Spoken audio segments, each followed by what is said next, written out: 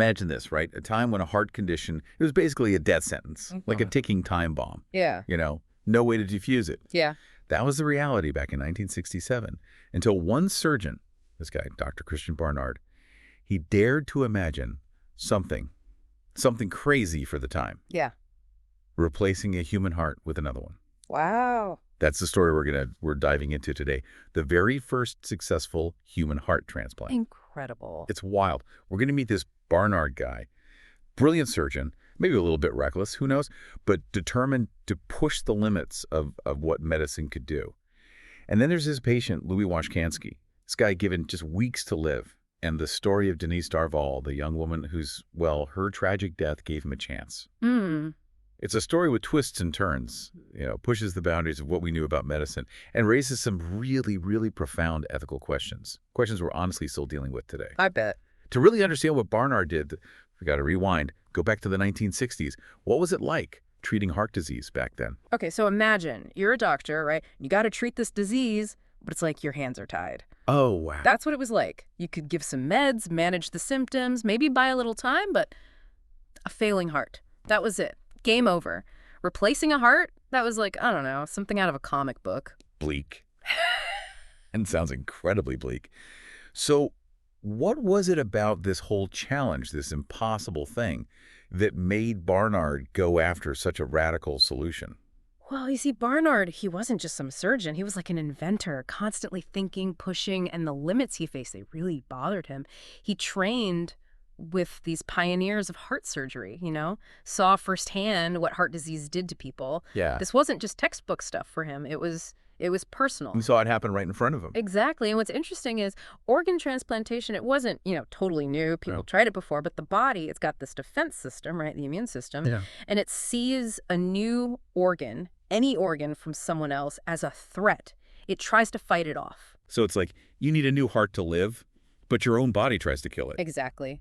Early transplants, often, well, they ended really badly. The recipient's own body would turn on the organ that was supposed to save them. Tragic, really. Total catch-22. Yeah. The very system that keeps you alive is the biggest roadblock. Yeah, pretty much. So you've got this impossible problem, right? How do you trick the body? How do you make transplantation actually work? And that's where Barnard's story, it kind of collides with Louis Washkansky. This guy, 53 years old, and he's got, well, end-stage heart disease. Yeah, Washkansky's story, sadly, it wasn't all that unusual back then. Imagine, being told your heart's done, there's nothing more anyone can do. Can you imagine? Ugh, it's heartbreaking. And then, in a way, hope kind of comes from this awful tragedy.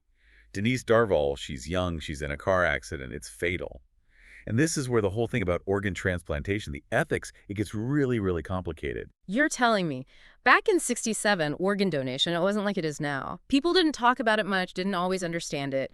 But Denise's family, they're dealing with this horrible loss, and they make this incredibly generous decision to donate her organs. Wow. And that one decision, it changes medical history. It's hard to even grasp how important that was. It gave Barnard the chance he'd been waiting for, but it put this whole idea of transplants, this new frontier of medicine, right in the spotlight. It did. It was a turning point. The whole world was suddenly watching Barnard get ready to do this thing everyone thought was impossible, like something out of science fiction. The December 3rd, 1967. That's the day, right? Yeah. Dr. Barnard and his team, they're at Groote Hospital in Cape Town, and they're about to make history. What was it like in that operating room? Oh, man, the pressure, everyone knew this had never been done before. It was like stepping off a cliff in a way. They had to be perfect, fast, careful. First, they had to get Denise's heart out, make sure it was still, viable, that it could still be used. Yeah. Every second counts at that point. You got it. And then comes the really, really delicate part. Putting the donor heart into Washkansky, connecting the blood vessels just right, making sure the blood flows.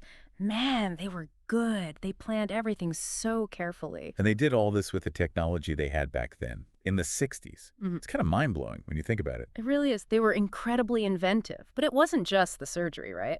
Anesthesia, that was changing a lot back then, too. Keeping Washkansky stable during all that was a huge deal.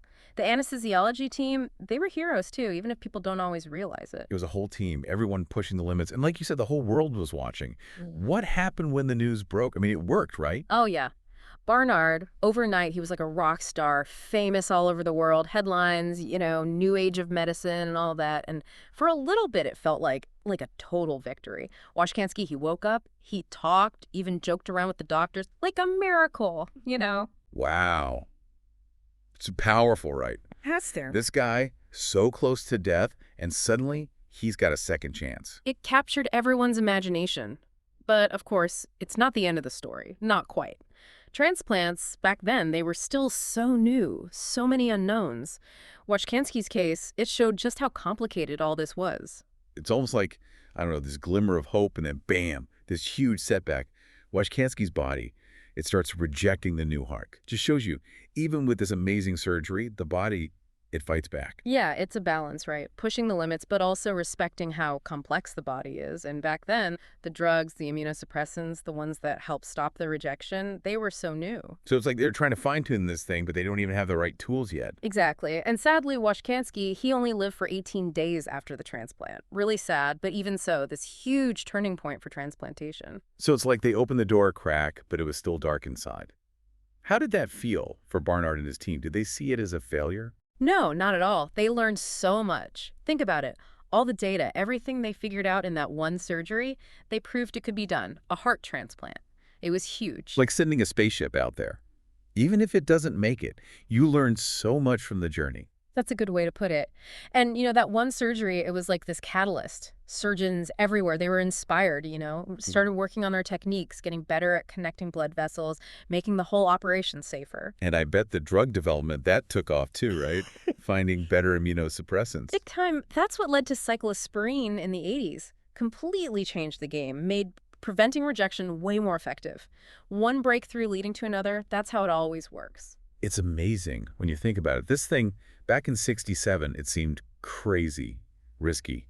Now it's almost routine, saving lives every day. It is. And it's not just the medical stuff, it's how people think about it. Barnard, he made everyone think about organ donation. It became something people talked about, Donor registries, they got started, gave hope to people waiting for a transplant. It's huge. Barnard's legacy, it's more than just one surgery, one life saved. It made us ask some big questions too. Definitely. Life, death, what it even means to be human. It's deep stuff. This whole story, it makes you think. How we're all connected. How something tragic for one person can give someone else a chance. And how someone brave enough to try something new, something that seems impossible, can change medicine forever. It's inspiring, isn't it? That even when things seem impossible, we can do amazing things. Compassion, innovation, that's what makes us human, right? Couldn't have said it better myself.